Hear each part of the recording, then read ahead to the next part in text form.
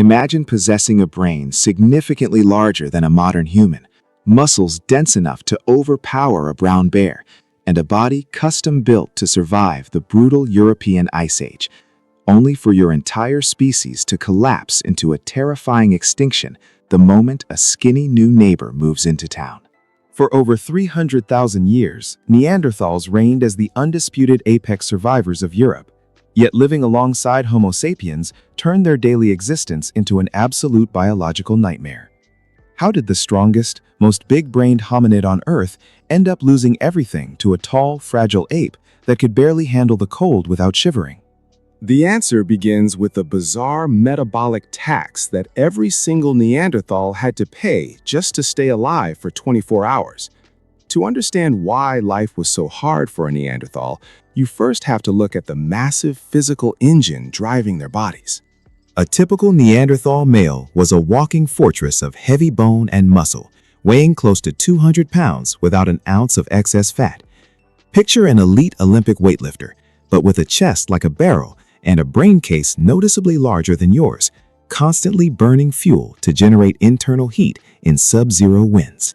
Running a body built like an armored tank comes with a terrifying energetic cost that kept them constantly flirting with starvation.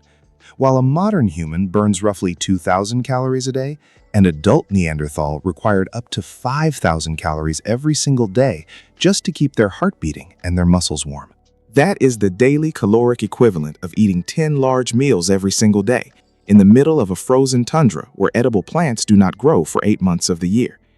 Imagine waking up every single morning knowing that if your small group does not personally slaughter a massive wild animal before nightfall, your body will digest its own muscle tissue. How did they manage to secure those massive meals without modern weapons? Unlike early humans who mastered lightweight throwing weapons from a distance, Neanderthals had to hunt their prey in terrifying hand combat. Their primary weapons were thick wooden spears fitted with flint points, but these spears were far too heavy to be thrown through the air effectively. To kill a woolly mammoth, a steppe bison, or a 2-ton cave rhino, a Neanderthal had to sprint up to the thrashing beast and manually shove the spear deep into its ribcage. Think about standing inches away from a panicked, multi-ton animal with sharp horns and lethal hooves while trying to stab it to death with a stick. What physical toll did that hunting style inflict on their skeletons over time? When forensic anthropologists analyze Neanderthal fossil bones today, almost every adult skeleton looks like it survived a high-speed highway collision. Fractured skulls, shattered shoulder blades, crushed ribs, and severe spinal trauma are standard features found on almost every specimen recovered from European caves. In fact, medical researchers compared the injury patterns of Neanderthal fossils against modern human occupations, and they found an exact match with professional rodeo athletes who get stumped by wild bulls for a living. Every single dinner meant risking a traumatic injury that could leave you crippled, which raises a dark question about what happened to individuals who became too broken to hunt. Surprisingly, Neanderthal skeletons show that individuals with severe injuries often lived for decades after their accidents, proving that their family groups spent enormous energy nursing shattered relatives back to health. Paleontologists have found fossils of elderly Neanderthals who were blind in one eye, missing arms, or lacking all their teeth, yet survived because their group crushed food for them and carried them through frozen mountain passes. They were deeply compassionate creatures who cared for their sick, which makes it even more puzzling why their civilization never managed to expand. You might assume these frequent head injuries meant Neanderthals were dim-witted cavemen, wandering around aimlessly, bashing rocks together. But modern chemical analysis reveals that Neanderthals were master industrial engineers who invented the world's very first synthetic glue out of birch bark tar hundreds of thousands of years before Homo sapiens ever thought of it. They carefully baked birch bark inside underground, oxygen-starved pits at precise temperatures exceeding 400 degrees Fahrenheit to distill a dark, high-strength adhesive that bound stone blades to wooden handles. If they possessed the incredible patience and chemical intelligence required to manufacture synthetic glue, why did their technology remain almost completely frozen in time for hundreds of thousands of years? The secret behind their stagnant technological progress was a devastating demographic bottleneck that kept them eternally separated. A typical Neanderthal band consisted of only 10 to 15 individuals, usually a single extended family wandering across vast stretches of icy territory. Imagine spending your entire life seeing only the exact same 12 human faces, never meeting a stranger, and never exchanging ideas with anyone outside your immediate bloodline. When a brilliant Neanderthal inventor occasionally figured out a clever new way to trap game or preserve leather, what happened when that single inventor died in a hunting accident? Because their population density was so low, brilliant new ideas almost always died with their creators before they could ever be shared with neighboring bands. If a lone genius invented a clever fish trap or a warmer shoe, but got gored by a bison the following winter, that revolutionary knowledge was permanently erased from the world. They were trapped in a tragic loop of reinventing the same basic tools over and over again, while suffering from another silent biological disaster caused by their small group sizes. What happens to a tiny family line when it remains completely isolated from outside blood for hundreds of generations? High-resolution DNA sequencing extracted from Neanderthal toe bones has revealed horrifying levels of long-term inbreeding that crippled their genetic health and reproductive success. In several famous cave sites across Siberia and Europe, geneticists discovered that the parents of Neanderthal individuals were as closely related as half-siblings or uncle and niece, passing down dangerous recessive mutations through every generation. This extreme genetic isolation left them with malformed bones, degraded hearing, reduced fertility, and fragile immune systems that could barely fight off common infections. Right when their small, inbred populations were struggling to survive, a strange new hominid walked out of the warm southern horizons. Around 45,000 years ago, early Homo sapiens began streaming up from Africa into Europe, and on the surface, they looked completely unqualified to compete in an icy world. Homo sapiens were taller, thinner, possessed lightweight skeletons, and lacked the dense, cold-adapted muscle mass that made Neanderthals so physically dominant. To a Neanderthal observer, these new human emigrants must have looked like frail pushovers who would freeze to death during their first real European winter. But those slender, lightweight human bodies hid a quiet biological secret that was about to change the balance of power on Earth forever. What made these fragile-looking newcomers so unexpectedly dangerous to the heavyweights of the Ice Age? The tall, slender frame of a Homo sapiens was designed for maximum energetic efficiency, burning dramatically fewer calories per mile than the thick, heavy body of a Neanderthal. A human hunter could jog across 20 miles of open, snowy plains, consuming less than half the metabolic energy a Neanderthal burned just trudging through the drifts. Humans were built like sleek marathon runners, capable of traveling vast distances without collapsing, while Neanderthals were heavy powerlifters who overheated quickly during long chases. But physical stamina was only a small part of the threat, because humans also brought an entirely new philosophy of killing animals from a safe distance. Instead of charging headfirst into mammoths with handheld spears, Homo sapiens brought lightweight throwing darts, spear throwers known as atlatls, and early bow and arrow systems. A human hunter could crouch safely behind a snowbank 100 feet away and launch a lethal dart directly into a deer's flank without ever revealing his position. While Neanderthals were getting their faces smashed every time they wanted dinner, human hunters were coming home to their families without a single scratch on their bodies. How did this massive difference in hunting safety end up reshaping the demographic future of both species over time?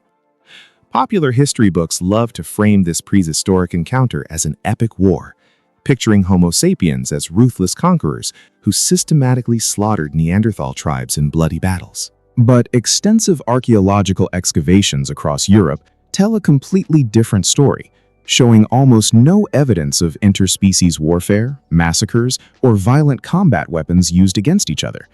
Homo sapiens did not exterminate Neanderthals by winning legendary battles on the tundra. They defeated them simply by sitting down and eating lunch. How could a peaceful search for food bring down an entire species of powerful, big-brained heavyweights without firing a single hostile shot? The secret to our victory was that Homo sapiens were dietary generalists who would happily consume anything containing a single usable calorie. While Neanderthals were hyper-carnivores obsessed with hunting high-risk big game like mammoths and rhinos, early humans gathered wild seeds, dug up starchy roots, caught freshwater fish, trapped rabbits, and harvested birds. When humans moved into a valley, they rapidly consumed all the small game, plants, and river life, picking the local ecosystem clean before Neanderthals could even track a herd. Starved of their massive meat requirements, Neanderthal bodies began to deteriorate rapidly, forcing them into even more dangerous hunting trips just to keep their children fed. While Neanderthals remained trapped in their tiny bands of 12, Homo sapiens created massive, interconnected social networks that linked hundreds of people across vast geographical regions. If one human tribe suffered a devastating blizzard or a failed hunting season, neighboring friendly tribes hundreds of miles away would trade dried fish, warm furs, and flint tools to keep them from starving. Archaeological digs have uncovered marine seashells hundreds of miles inland from their source, proving that humans had built complex safety nets long before the dawn of agriculture. We dig into strange, overlooked corners of history like this all the time. So if you enjoy discovering how weird our past really was, hit that subscribe button to catch the next video. Another invisible, tragic advantage held by Homo sapiens was hidden deep inside the physical growth rates of their developing children. Microscopic analysis of fossilized dental enamel shows that Neanderthal children grew up much faster than human children, reaching full physical maturity by the age of 15 or 16. On the surface, reaching adulthood quickly sounds like a massive evolutionary advantage in a dangerous world where most people died before 40. But why did this hurried, fast-forwarded childhood actually rob Neanderthal kids of their species' greatest potential brain power? Because human children take nearly 2 full decades to reach physical maturity, our brains enjoy an extraordinarily long, flexible period of childhood play, experimentation, and social learning. A human child spends years playing games, practicing tool construction, learning subtle vocal dialects, and observing complex social dynamics under the protection of the tribe. A Neanderthal child was rushed out of childhood and thrown straight onto the high-stakes hunting grounds before their brain had time to fully develop advanced creative problem-solving skills. This truncated childhood severely limited their capacity to innovate, which became especially disastrous when it came to communication. Neanderthals certainly possessed the genetic foundations for speech, including the FOXP2 gene, and their throat bones show they were capable of vocalizing, but their vocal tracts were shaped very differently from ours. Anatomical reconstructions based on their high larynx and massive chest cavities suggest their voices were unexpectedly high-pitched, loud, and nasal, lacking the subtle range of vowel sounds that human speech relies on today. While they could easily communicate basic instructions to their immediate family, they likely lacked the complex syntax required to convey abstract concepts. Why did the ability to talk about abstract, imaginary things turn out to be the ultimate weapon in human survival? Human language allowed tribes to create shared fictions, grand myths, religious concepts, and tribal symbols that could instantly bond total strangers under a single unified identity. A human traveler could walk into an unfamiliar valley, encounter a stranger, display a carved animal bone amulet, and immediately establish trust based on a shared cultural myth. Neanderthals crafted personal ornaments and painted cave walls with red ochre handprints, but they lacked the massive symbolic trade networks that allowed thousands of humans to cooperate like a giant superorganism. What happened when these hypersocial human networks collided with a sudden, global environmental crisis? If you picture a classic Neanderthal cave community, you probably imagine the men venturing out to hunt dangerous Ice Age beasts while the women stayed behind near the safety of the fire to care for infants and gather berries. But forensic analysis of female Neanderthal skeletons proves that women were out on the front lines, taking down massive megafauna right alongside the men, suffering the exact same violent fractures and head trauma. While this complete equality in physical labor sounds empowering, It was actually a catastrophic demographic flaw that systematically drained their population every single year. How could having everyone participate in the hunt turn out to be an evolutionary death sentence? When a Homo sapiens hunting party left camp to track wild animals, only a specialized team of healthy young adult males took on the physical danger of killing big game.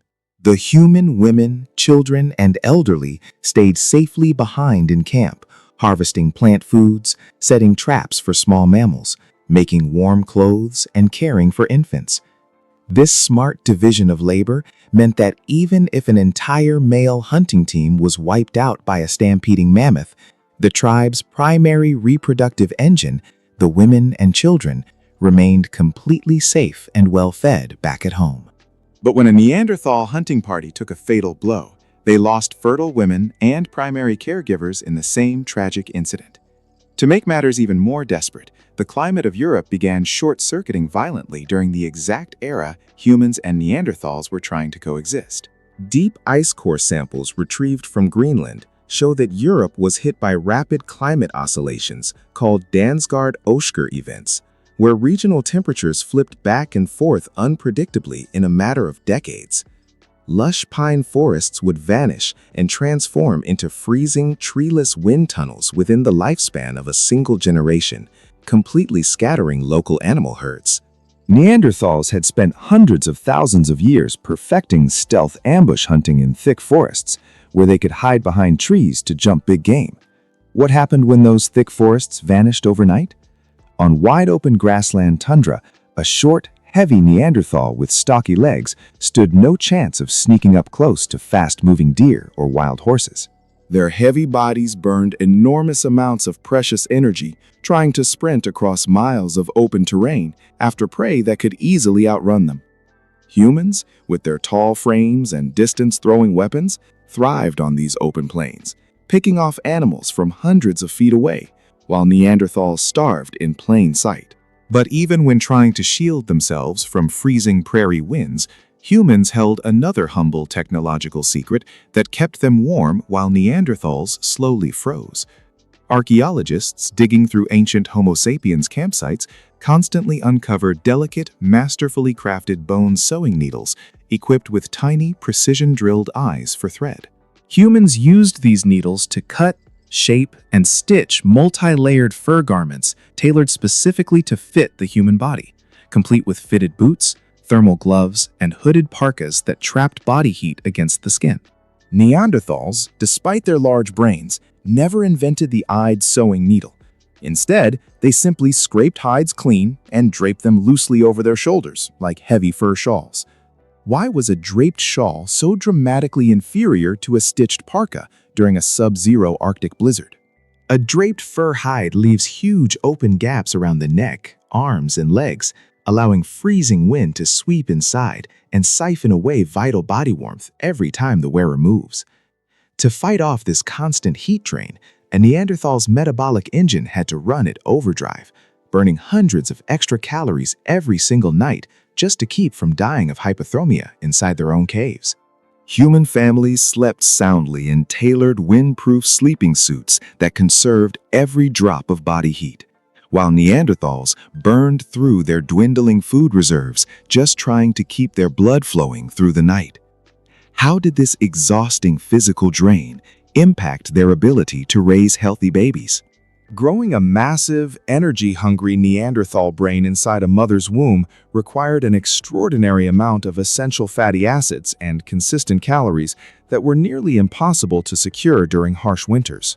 When pregnant Neanderthal mothers suffered from chronic caloric deficits, their bodies frequently aborted pregnancies or gave birth to underweight infants who could not survive the brutal cold.